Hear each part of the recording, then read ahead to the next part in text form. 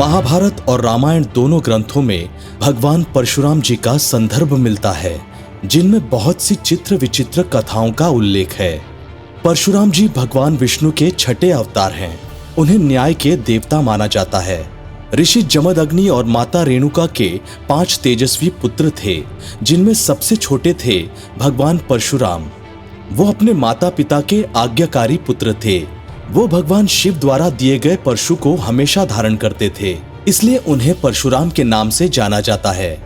परशुराम जी अपने क्रोध के लिए प्रचलित थे। क्या आप जानते हैं भगवान परशुराम ने अपनी माता का शीश धड़ से अलग कर दिया था?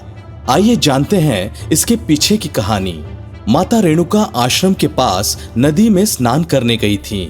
वहां पर उन्होंने राजा चित्ररथ को अन्य अप्सराओं के साथ स्नान करते तथा क्रीड़ा करते हुए देखा। राजा चित्ररथ रूपवान तथा दिखने में आकर्षक शरीर वाले थे। अन्य अप्सराओं के साथ उनकी क्रीड़ा को देखकर माता रेणुका का मन भी प्रफुल्लित हो उठा तथा वो उसे देखती रहीं। इसी कारण उन्हें स्नान करके आश्रम लौटने में देर हो गई। जब माता रेणुका आश्रम लौटी तब उन्हें वही दृश्य स्मरण हो रहे थे। ऋषि जमदग्नि ने अपने तप द्वारा माता रेणुका का मन पढ़ लिया और उनके स्मरण होते दृश्य देख वो क्रोधित हो गए। क्रोध में आकर उन्होंने अपने बड़े पुत्र को माता रेणुका का शीश धड़ से अलग करने का आदेश दिया। पुत्र रूम्णवान माता के प्रति प्रेम के कारण ऐसा नहीं कर पाया। तब ऋषि ने अपने दूसरे तथा तीसरे पुत्र को भी यही आदेश दिया, परंतु वो भी ऐसा कर पाने में असक्षम थे। एक ओर उन्हें अपनी मातृ हत्या का पाप लगता तो दूसरी ओर पिता की आज्ञा न मानने का पाप। अपने पुत्रों के द्वारा स्वयं की ऐसी अवहेलना किए जाने पर ऋषि जमदग्नि को अत्यधिक क्रोध आया। क्रोध में उन्होंने अपने तीनों पुत्रों को श्राप दिया, तुम अपनी बुद्धि, विवेक तथा सारा ज्ञान खो दोगे।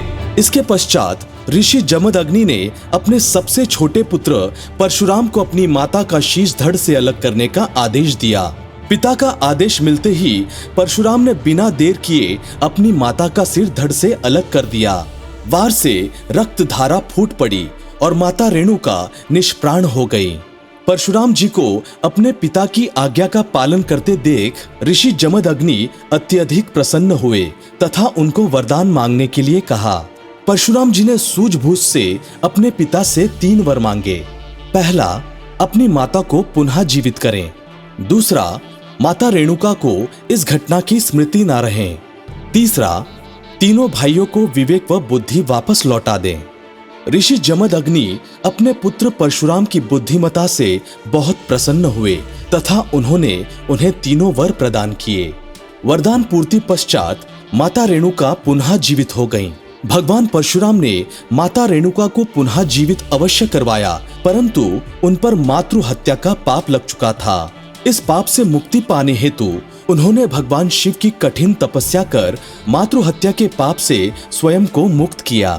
तो इस कथा में आपने जाना कि परशुराम जी ने माता रेणुका का शीश धड़ से अलग क्यों किया।